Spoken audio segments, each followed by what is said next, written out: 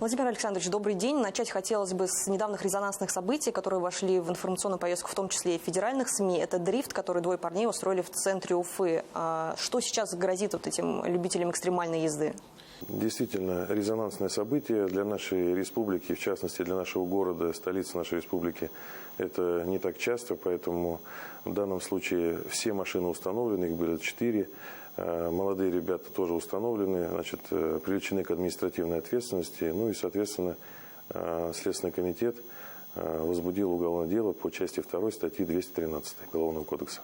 А если говорить о наказании, что им может грозить? До какого может дойти феминат? Хулиганство, если говорить про Уголовный кодекс, от штрафа до лишения свободы.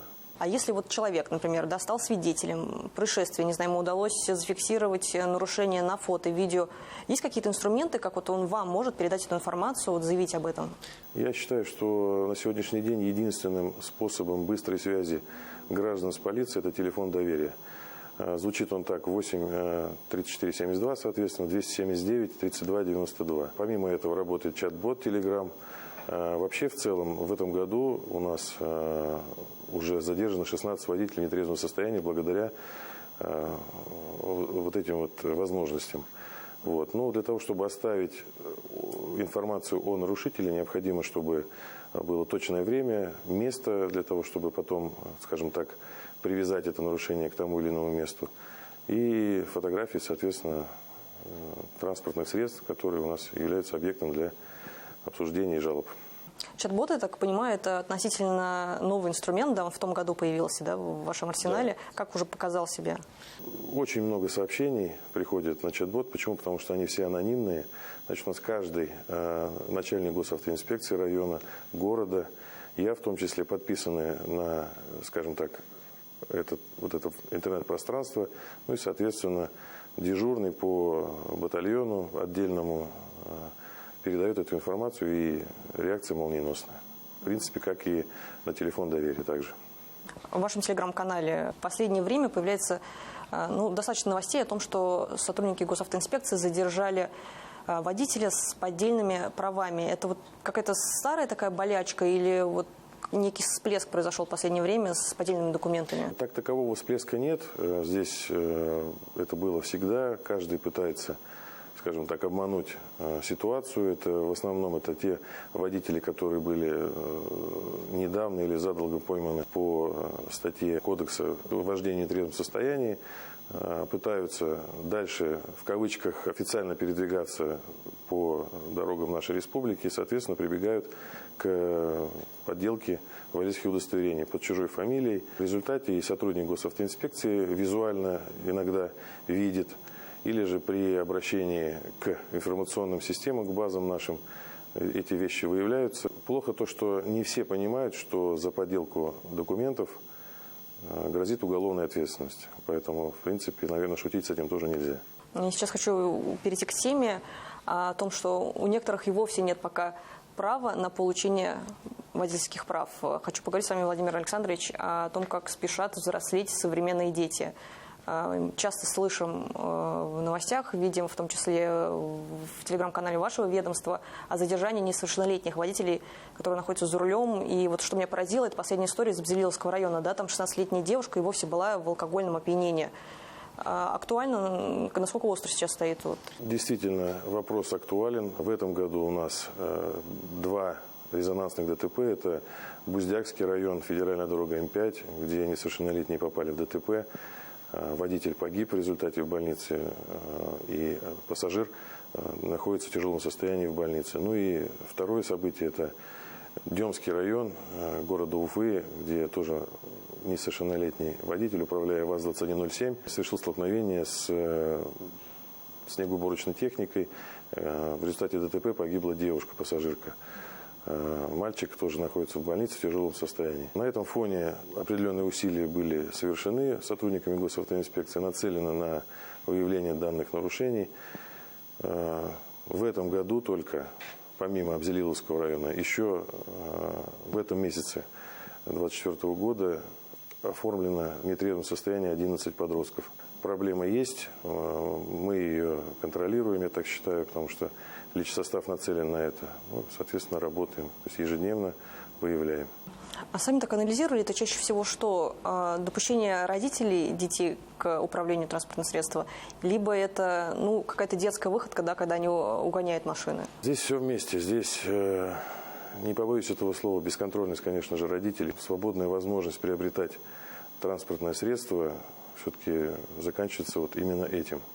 Потому что здесь, в таком большом мегаполисе, да и в любом другом городе, сложно вообще ориентироваться, для этого специально учатся, специальные школы есть. Но в данный момент здесь дети несовершеннолетние, соответственно, говорить о какой-то учебе или же возможности ездить, конечно же, ни в коем случае нельзя. Хотел бы перейти к такой самой трагичной, наверное, части нашей беседы. Это смертность на дороге. Что о прошлом годе говорят цифры? В 2023 году у нас погибло 390 человек. 4261 водитель, вернее, участник дорожного движения у нас пострадал. 118 человек погибло в пьяных ДТП. То есть, если говорить про пьяные ДТП, это каждое третье дорожно-транспортное происшествие у нас получается путем простых подсчетов.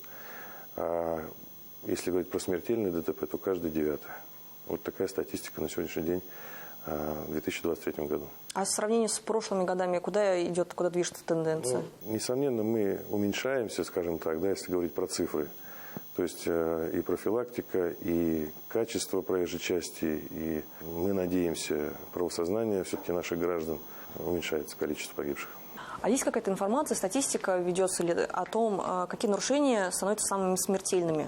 Маневры, что может привести к такому печальному исходу? В любом дорожно-транспортном происшествии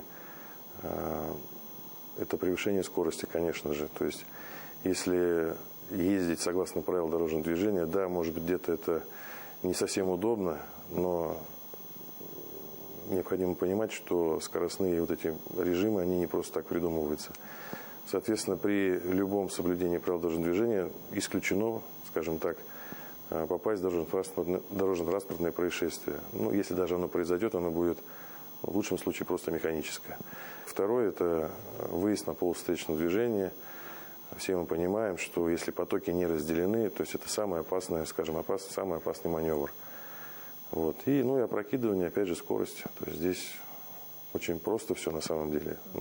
Почему-то все это происходит. Мне, как автовладельцу, как водителю, кажется, что самое опасное время года – это зима. Я так понимаю, что и январь сейчас доставил проблем. Как бы ни происходило, закрытие дорог – это самое безопасное мероприятие. Спокойно работает снегоуборочная техника. Имеется в виду, никто не мешает ей. Нет у нас застрявших в зимнем, так скажем, снежном плену. В этом году 163 раза уже мы закрывали те или иные дороги. Сотрудники госавтоинспекции занимаются регулировочно-распорядительными действиями, то есть объездные пути, или же просто объясняют водителям, что необходимо обождать и побыть в более безопасном месте. И, соответственно, все нацелены на помощь. Кстати, недавно как раз мне попалось видео, где сотрудники госавтоинспекции помогли женщине. То есть, я так понимаю, все равно приходится выходить, если можно так выразиться, за рамки должностных обязанностей и прислушиваться, приходить к своей человечности. В порядке, да, личный состав на постоянной основе в этом плане инструктируется, потому что закрытие дороги, оно и так доставляет ряд неудобств. Главное, чтобы никто не замерз и никто не пострадал. Это могут быть и дети. А часто приходят сотрудники госавтоинспекции на выручку? Доходят ли до вас эти истории? Чаще намного стало благодарственных, скажем так, обращений, пусть не писем, но обращений. Люди не ленятся, и огромное им спасибо за это, обращаются. Я слышал, в Кумертау даже мужчине, у которого произошел инсульт, помогли ваши сотрудники. Есть видео такое, действительно. То есть ребята молодцы в этом плане, мы их обязательно отметим. И, может быть, хотели напоследок обратиться к участникам дорожного движения, сказать пару слов? Я всегда говорю практически, наверное, одинаково, потому что пожелания одни и те же. Это быть взаимовежливым на дороге, подходить обдуманно к тем или иным моментам при управлении транспортным средством, не превышать скоростной режим, не нарушать правила дорожного движения и друг друга беречь, в принципе. Спасибо. Пусть к вашим словам прислушиваются жители нашей республики. Спасибо большое за беседу.